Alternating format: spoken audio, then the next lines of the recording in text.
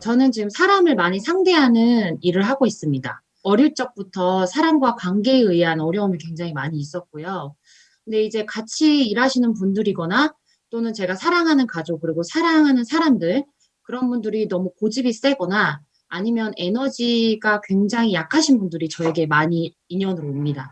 가끔 이제 저보다 연배가 있으신 분인데도 불구하고 자신의 어려움을 이야기하고 조언을 구할 때가 많고요. 또 그런 인연들이 계속해서 저한테 붙고 중간에 사람들이 거의 없는 것 같습니다. 그래서 물론 저 또한 고집이 굉장히 세고 에너지가 굉장히 크다는 것을 느끼고 있기 때문에 고집이 있는 인연들을 많이 붙여주고 공부하라는 것을 알게 돼서 스스로 고집도 안 부리려고 하고 제가 말한 것을 지금 녹음하고 늘 듣고 수정하려고 노력을 하고 있습니다. 하지만 상황에 따라 내가 현재 고집인지 아닌지 또 구분이 안 될 때가 있고 또 제가 피할 수 없고 사랑하는 인연들을 함께 계속 지속적으로 인연을 맺어야 할 때 어떠한 자세로 공부를 해야 되는지 그리고 그런 고집센 분들이나 그런 어려운 분들 어떻게 바르게 대해야 하는지 떠날 수 없다면 어떤 공부를 해야 하는지 질문을 드리고 싶었습니다. 내가 가지고 있는 생각 패턴부터 좀 바꿔요. 네? 패턴. 이거 뭘 바꾸라고 이야기하느냐면, 사랑하는 사람들이 내 주위에 많다라고 하는데, 없어, 한 명도. 그건 내 생각이고, 주위의 이야기 말이지, 내를 사랑하는 사람은 지금은 단 한 명도 없어요. 이 패턴을 바꿔야 돼. 내한테 주는 인연들이지, 사랑하는 사람은 없다라는 거죠. 부모님이 자식을 사랑하는 것 같죠? 그렇지 않아요. 자식이 인연을 줬으니까 내 욕심으로 자식을 이끌고 가지 사랑 안 합니다. 절대로. 왜? 너희들이 원수 관계인데 어떻게 사랑하노? 원수라는 것을 다른 말로 바꾸면 빚쟁이예요. 빚쟁이 어떤 방법으로든 빚을 지는 서로한테 빚쟁이 원수이기 때문에 가족이고 이런 인연은 전부 다 빚쟁이들, 최고의 빚쟁이들이 가족이 돼요. 빚쟁이가 내를 사랑한단 말이가. 지 끌을 챙기려고 내를 지금 끌고 가는 거지. 아이들한테 공부하라고 하는 거는 공부해갖고 나를 나중에 미기 살려야 될 거인가 하거든요. 네 사랑해서 그러는 거 아니에요? 이게 네가 잘 돼야 내가 네한테 이게 빚을 받지. 그렇게 키워서 빚 받아 물라 그러는 게라. 그래서 부모를 잘 모시고 공경하러 가는데, 모시고 공경하는 거 빚 갚는 거 아니에요. 그거는 잘못 알고 있는 거야. 응? 너가 잘 돼가지고 이 사회 가서 빛나는 일을 할 때 그것이 빚 갚는 거예요. 응? 그지? 부모님을 잘 모시는 거는, 잘 모시는 게 뭐냐 하면 나에 대해서 걱정을 안 하시게 하는 게 잘 모시는 거예요. 내가 미국에 있어갖고 촌에 자주 안 찾아간다고 안 모시는 게 아니고, 내를 걱정 안 하게 희소식이 자꾸 갈 수 있도록 세상을 살면 그것이 부모님한테 효도하는 겁니다. 이게 지금 내한테 사람들이 왜 자꾸 붙냐? 너가 중심으로 돼갖고 있는 일꾼이기 때문에 이것이 신의 제자라고 이야기해요. 신의 제자. 신의 제자들이 있는데 중심 제자들이 있거든요, 이게. 이 중심한테 사람을 많이 보내요. 가족도 보내고, 사람도 전부 다 인연을. 보내면은 이 사람들을 내가 감당을 해야 되고, 처리를 할 줄 아는 실력을 가져야 돼요. 그걸 안 가지고 자꾸 사람들을 대하면 어떻게 돼?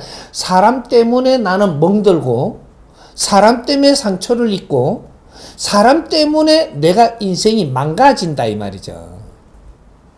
그래서 내 실력을 갖추어서 사람을 접해야 되는 거죠. 지금은 공부하라고 사람을 주는 거지. 네가 저 사람들이 뭐 사랑 타령은 아니에요. 사랑은 언제 하는 거냐면, 내가 저 사람한테 진정 도움이 됐을 때 그 사람이 나를 사랑하면서 와요. 내가 도움이 됐을 때. 그럴 때 나를 사랑하면서 오는 거예요. 좋아서 오다가 더 도움이 되니까 그때는 사랑하면서 오는 거예요. 내 곁을 떠날 수가 없어. 나를 사랑하면 내 곁을 못 떠나고, 내가 너를 사랑하면 너 곁을 못 떠나는 게 인간의 신이에요. 그런 것이니까 정법을 조금 계속 이래 들으면 공부를 많이 해야 될 사람이에요. 그래서 지금 문제가 얼마 안 됐기 때문에 처리 능력이 부족하다 이 말이죠. 그러니까 이 정법을 많이 들으면 처리하는 데 굉장히 힘이 됩니다. 그리고 내가 이거 어느 정도 정법을 듣고 나서 이게 옳은 거다고 딱 싶으면 사람들이 상담을 많이 하면 그 상담을 받고 나서 걱정하시지 말고 이걸 좀 들으시라고 이걸 권해요. 권하니까 이걸 안 들어. 그러면 내가 간섭을 하지 마. 그게 정법을 듣고 이런 결론이 나와야 되는 거예요. 그래서 이 정법을 잘 써야 돼. 우리 젊은이들은 이 정법을 어떻게 쓰느냐가 내 인생이 바뀌어.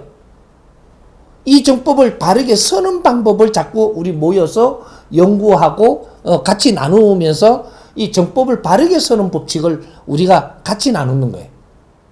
앞으로 미래는 교육 시대예요. 미래는 이제는 지식 시대는 이거로 마무리가 됐고, 그래서 지식은 공유하는 시대라. 공유하는 시대이기 때문에 인터넷으로 다 들어가 갖고 지식은 우리가 뒤져서 보기만 해도 전부 다 우리는 알게 되는 시대. 우리가 진화를 다 했기 때문에 지식이라는 거는 보고 들으면 전부 다 내가 이제 쓸 수 있게끔 돼 있단 말이죠. 근데 미래는 교육 시대예요. 진리의 시대. 왜? 이 엄청난 지구촌에 이루어놓은 이 사회를 이끌어가야 되는, 이걸 운용을 해야 되는 시대이기 때문에 운용을 할 때는 지혜가 열려야 됩니다. 내 앞에 사람들이 많고 어떤 환경이 많이 오는데 이걸 운용을 바르게 하려면 지혜가 안 열리면 안 돼요. 지혜가 열리려면 진리로 교육을 받아야 돼. 그래서 앞으로는 진리의 시대고 교육의 시대, 지혜의 시대란 말이죠. 지혜로 일을 처리하면 힘든 게 없고, 지식으로 똑똑한 거로 일을 처리하면 계속 힘든 일이 오는 거죠. 지혜를 열어야 되기 때문에 교육을 받는 거예요.